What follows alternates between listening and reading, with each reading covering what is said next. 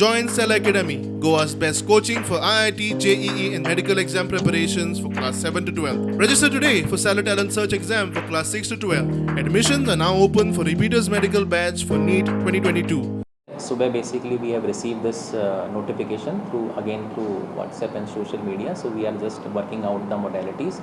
अब क्योंकि ये गवर्नमेंट ऑफ इंडिया का नोटिफिकेशन आ गया है कि ये जो PFI है that has been declared as unlawful association, तो अनलॉफुल एसोसिएशन डिक्लेयर करने का मतलब ये है कि this organisation does not exist any more.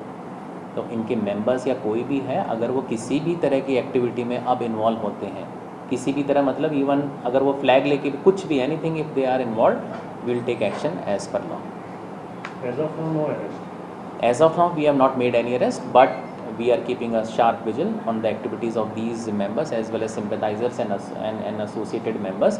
In case if we find that anybody is indulging in any kind of activity, any kind means any kind of activity, we are going to take strict action as per law.